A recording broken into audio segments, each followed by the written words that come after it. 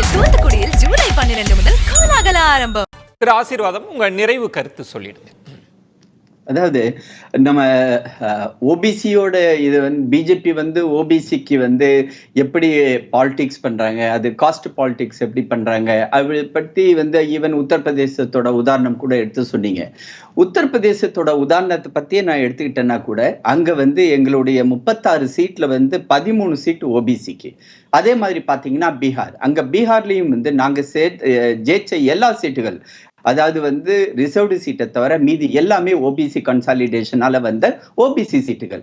அதே மாதிரி கர்நாடகா எடுத்துக்கிட்டீங்கன்னா 19 சீட்டு, 12+17+2, நாங்க 17 சீட்டு, 2 சீட்டு வந்து ஜேடிஎஸ், அதுவும் வந்து அங்க வந்து ஓபிசிகள் தான். இன்னைக்கு நீங்க எடுத்துக்கிட்டீங்கன்னா 240ல பிஜேபி ஜெயிச்சதுல வந்து அதாவது எஸ்சி சீட்டு போக எஸ்டி சீட் போக மீதி எல்லாமே ஓவரால் பாத்தீங்கன்னா ஓபிசி சீட்டுகள் தான். ஆக வந்து எங்களுக்கு ஓபிசி மக்களுடைய பேராதரவு இருக்கிறது. அப்படியாப்பட்ட ஒரு சூழ்நிலையில ஓபிசியுடைய தனி கணக்கெடுப்பு எடுக்கிறதுனால எங்களுக்கு லாபமா நஷ்டமா அப்படின்னு வந்து ஒரு கால்குலேஷன் பண்ணும்போது கூட அது எங்களுக்கு லாபமா இருக்கலாம்.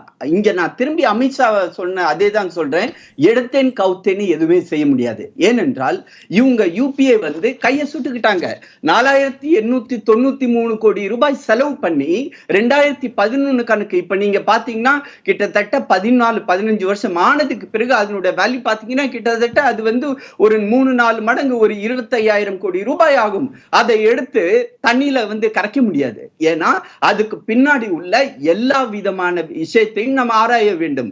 சோசியோ எக்கனாமிக் பொலிட்டிக்கல் எல்லாத்தையும் பண்ணிட்டு தான் பண்ண முடியும். அதுக்காக தான் அமித்ஷா அவர்கள் சொன்னதை நான் கோட் பண்றேன்.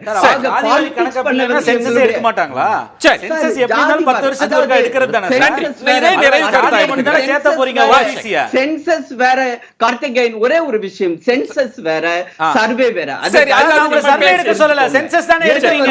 Census socio economic caste census எடுக்க வேண்டியது தானே.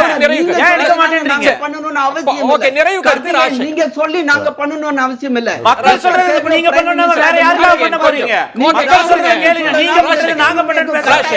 ஆசீர்வாத் ஆச்சாரி சொல்றத கேட்டு யாரும் பண்றது இல்ல. இல்ல தனிப்பட்ட நபர்களை கேட்கறது இல்ல. பாஜக கட்சியில இந்தியன் ரெண்டு பேருக்கு ஒரு கோரிக்கை வந்து எனக்கு ராஜசேகர் அவர்களுக்கு ஒதுக்கீடு கொடுக்கணும். ஒரு நிமிஷம். அதாவது சமூக நீதி அடிப்படையில் இடஒதுக்கீட்டின் அந்த நடைமுறை வரலாற்றினுடைய ஒரு நீட்சியாக தான் அந்த சாதி வாரி கணக்கெடுப்பை நம்ம பார்க்கணும். 1950 அரசியலமைப்பு சட்டம் சொல்கிறோம் இல்லையா, அன்னைக்கு தாழ்த்தப்பட்டவர்களுக்கான விகிதாச்சாரம் 15%, பழங்குடியினருக்கு 7.5, அதுக்கு முன்னாடி கணக்கெடுப்பட்டு செய்யப்பட்டது. ஆனால் பிற்படுத்தப்பட்டவர்களுக்கு அந்த இது இல்லாததுனால அதை கமிஷன் வைக்கலாம் அப்படின்றத 340வது பிரிவில் அதை சொல்கிறாங்க. அதன் அடிப்படையில் தான் காக்கா கலைஞருடைய கமிஷன் அமைக்கப்பட்டது. அதில் ஜாதி எந்தெந்த சாதிகள்னு இந்தியா பூரா இது பண்ணி அதுக்கான இதை வந்து அவங்க தயாரித்தாங்க. அதனுடைய மறு இதுதான் வந்து மண்டல் கமிஷன் இதுலேயும் அது சொல்லப்பட்டது.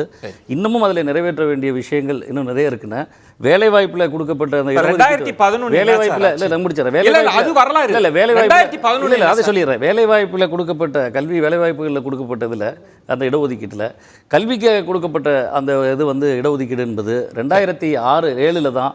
அன்னைக்கு வந்து மன்மோகன் சிங் தான் இருக்கும்போது தான், பிரதமராக இருக்கும்போது தான் அன்னைக்கு அது செய்யப்பட்டது. அதாவது சமூக நீதியின் அடிப்படையில் நம்பிக்கை கொண்டிருக்கிற நாங்கள் இடஒதுக்கீட்டினுடைய நீட்சியா அதனுடைய இன்னொரு இதாக வந்து நீங்க சாதிவாரி கணக்கெடுப்பு மிக நுட்பமான ஒரு இது வரலாற்றின் தேவை அப்படின்றத உணர்ந்துதான் தலைவர் ராகுல் காந்தி இதை செய்து தீர்வோம் சொல்லியிருக்கிறார். குறிக்கிட விரும்பினீங்க 10 செகண்ட் ரொம்ப சுருக்கமா சொல்லிருங்க.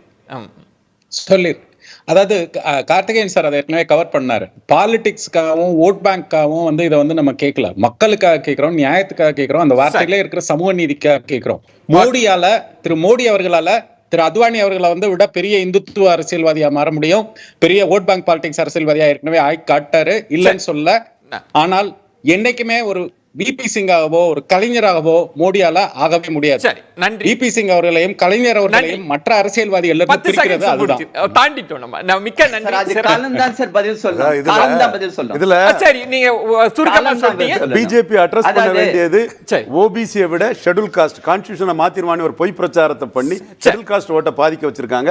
சில மைக்ரோ மேனேஜ்மெண்ட் பண்ணி ஷெட்யூல் காஸ்ட். சென்னை சில்க்ஸ் ஆடி சேல் தூத்துக்குடியில் ஜூலை 12 முதல் கோலாகல ஆரம்பம்.